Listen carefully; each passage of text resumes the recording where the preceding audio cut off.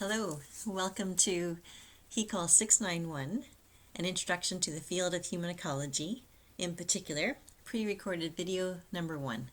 My name is Sherry Ann Chapman, and I'll be facilitating HECOL 691 this week. And with this video, I invite you into considering multiple narratives of human ecology history. I also invite you to take a moment to pause and reflect about where we gather. As we reflect on the field of human ecology, I offer a moment of gratitude that we have the opportunity to gather as a community. Even though we're physically distanced, we are connected. And the University of Alberta connects us, as well as the idea of place. I am located in Amiskwichi-Waskahegan, also known as Edmonton in present day. I do live on Treaty 6 lands, the ancestral lands of the Pappas Chase peoples, and the homeland of the Métis peoples. And it's by learning about where I live that I am grateful for all that has happened here, the meaning making, the life lived for thousands of years by the first peoples here. And it shapes how I approach human ecology today. Through this week together, you'll have the opportunity to enhance your understanding of human ecology in a few ways. In this video, I invite you to think in particular about the first 3 learning outcomes highlighted on the screen. You'll be invited to reflect on the stories about human ecology or home economics that you know and post them in the asynchronous opportunities. I'll invite you to reflect on multiple narratives in human ecology history and to consider them in terms of various contexts. And through all of this, you'll have the opportunity to be enhancing your awareness of human ecology's philosophical positionings. Ecologically speaking, I am someone who is motivated, inspired by meaning making, and I describe my career in terms of creating opportunities for lifelong learners to make meaning. I am a non-Indigenous person who lives in Amiskwichi-Waskahegan, an Edmontonian. I was born in Toronto and am part of a multi-generational migratory family from Europe through England and Ireland and then to Canada and moving west across Canada. I love story through time. I love history, her story. My background is that I have a Bachelor of Arts in history, and through practice working in museums, I moved into completing my Master of Museum Studies and working in the museum field as a museum educator. That led me to complete my doctoral work in the Department of Human Ecology at the U of A, exploring how older women make sense of their aging through their relationship with special objects, material culture. I facilitate adult education in different ways. Most recently, I've become a professional human ecologist with the Alberta Human Ecology and Home Economics Association, and so I'm a PHEC who facilitates meaning making. I have the privilege of introducing undergraduate students as they enter the human ecology programs. I introduce them to the field, and as a practicum coordinator with the senior undergraduate students, I help them to transition into their careers. And it's with all that context that I get to share my passion with you about what is human ecology as you are immersing yourself in your graduate studies. What do we see looking back from the present, looking at human ecology as a field? I begin to see multiple storylines that we bring into this week-long seminar. I realize that more than one narrative exists and that there are intersecting points across narratives. There's no one story about human ecology history. These intersecting points are woven and across threads in a tapestry. How we understand history depends on time, place, people. What narratives are told about human ecology history, and where do these narratives come from? Nichols and colleagues actually reflect on how, since its beginning, this field, at times known as home economics, has been remaking itself, restorying itself. So, depends on how you tell the story, how you've heard the story, how you've learned the story. Do you tell the story that the field has its roots in ancient Greek terminology, going back to the roots of words, like managing home, oikos, nemin? Or do you tell the story in terms of England in the late 1500s and a shifting of ways of knowing, the idea of theory and practice starting to emerge? Or perhaps you tell the story in terms of the cross-Atlantic movement of colonial settlers to North America with a Eurocentric discourse informed then even here in North America with the idea of domestic economy into the late 1800s? Or do you focus on an international discourse regarding a body of professional knowledge and that professionalism rising with the Industrial Revolution? Or perhaps do you situate stories about human ecology in ecological ways of knowing as part of the ecological revolution of the past few decades, which is prompting non-Indigenous people to remember, to learn about Indigenous ways of knowing and how they inform what is human ecology? Part of the narratives about this field share a consistency with the mission of this field, the ultimate goal. Nichols and Collier describe human ecology's mission as a process of addressing human needs by interventions that prevent or solve problems that affect the way people live their lives. How that mission has been followed or pursued has shifted over the past century that this field has formally existed in North America. From a focus in the early 1900s on individuals and families in the midst of the Industrial Revolution and all that that meant for North American society. By the 1980s, in the midst of the early decade or two of the ecological revolution, that there was this growing awareness of humans as being interdependent with also nature. So putting individuals and families into contexts, including natural contexts, and by the 1990s, really then beginning to say, oh, and maybe individuals and families are part of nature, are part of Earth. And so an ecological narrative becoming much more prominent since the 1990s with a holistic approach to everyday life, helping humans meet their needs as part of larger living systems that are sacred. Attached to this mission is an explicit value orientation that has also characterized the field from the beginning. The idea that human ecologists state openly that we care about helping people, to help them achieve their full potential, to live with quality, to meet their needs in sustainable ways.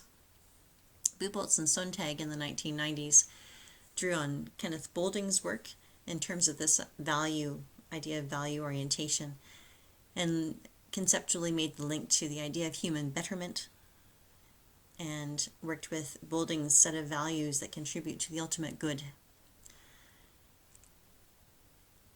And Buboltz and Sontag went on to list additional values that contribute to the ultimate good, quality of life, that characterize this openly stated orientation that human ecologists have.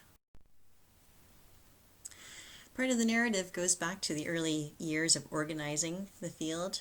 The Lake Placid conferences are often referenced as part of that organizing period. As you explore Buboltz and Sontag as a reading, what do you notice about reasons for the emergence of the discipline of human ecology, with a focus on home, clothing, nutrition, family? Why do you think that is? What is that context that was the Industrial Revolution, and why would the early organizers be concerned about quality of life in this rapid urbanization, um, life with factories, focus on growth and profit?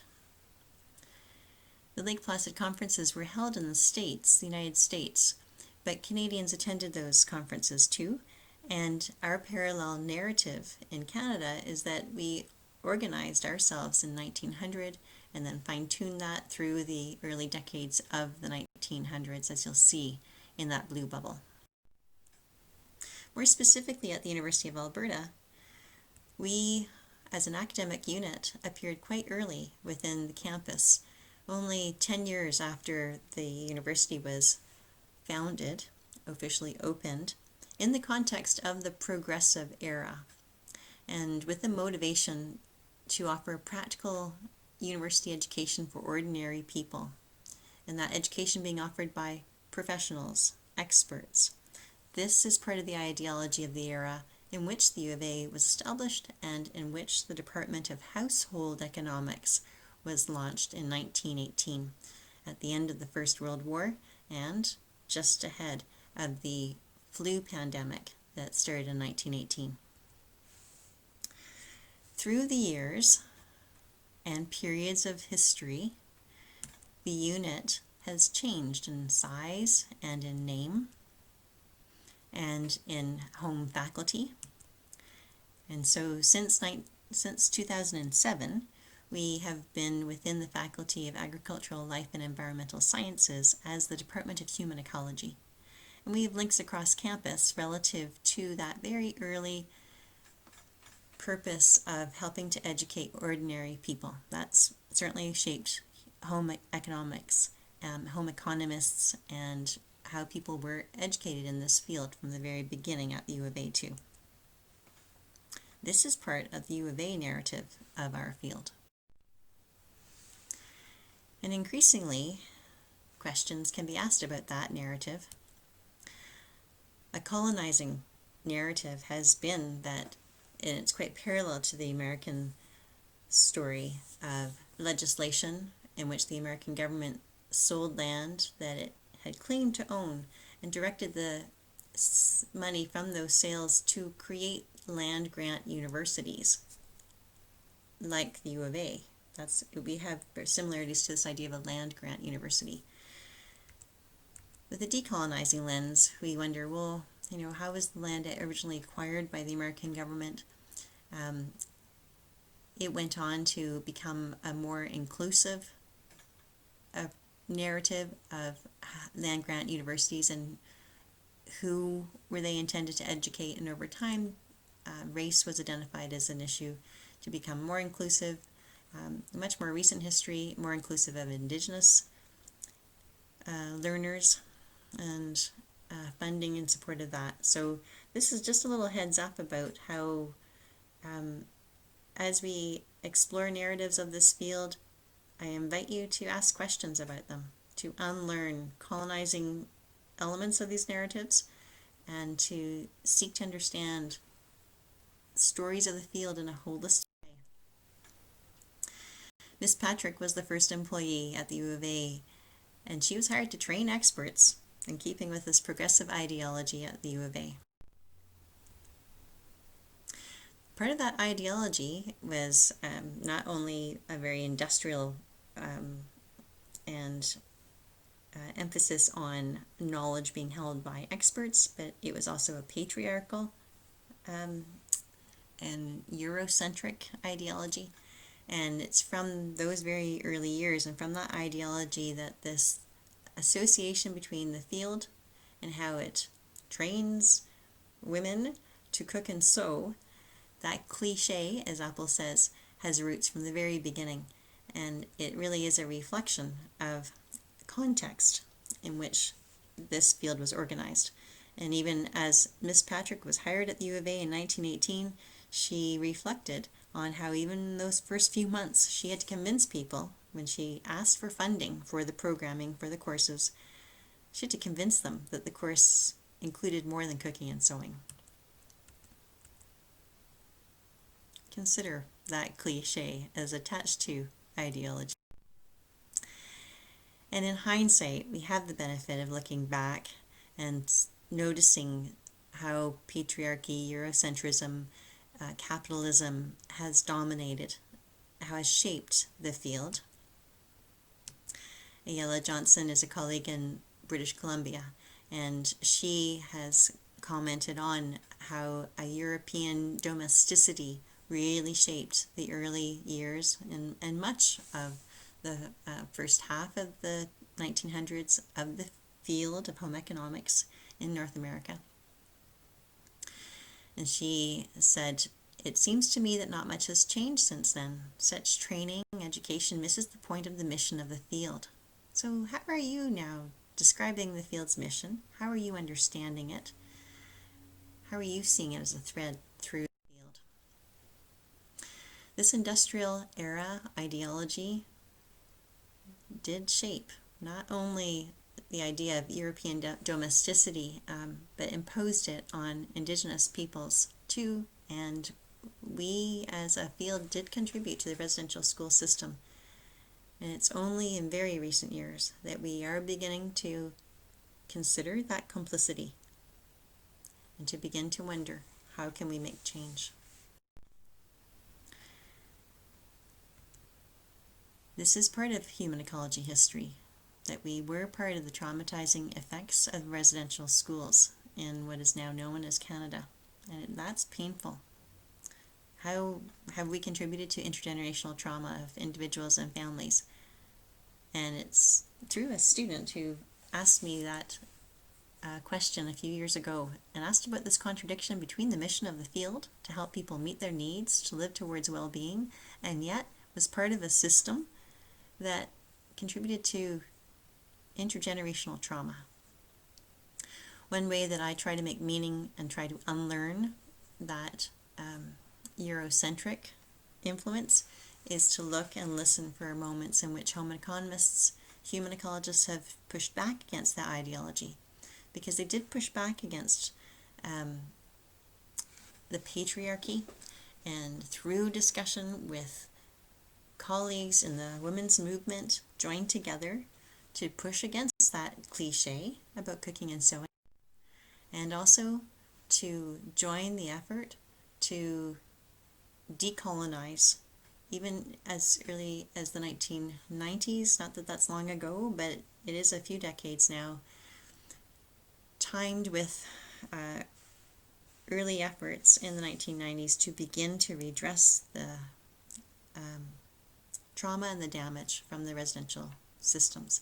Dean Doris Badir from the U of A was directly involved in helping to try to reorganize public boards that would make decisions, trying to set up Indigenous and non-Indigenous balance and equity within those public decision-making bodies. I am hopeful that we are educating ourselves within the field, just like Ayala Johnson says here, that we can wake up to our connections, even as human ecologists, that we are part of Earth, we are part of larger systems, and yes, we can be shaped by ideologies. And how can we take a stand for justice against oppressive ideologies? And so I'll wrap this video here and invite you to reflect with your thoughts about the potential of human ecology in the present and the future, relative to your graduate studies and what you wish to do in your career, relative to multiple narratives in human ecology history, and relative to your shifting awareness about the field's philosophical positioning. Thank you.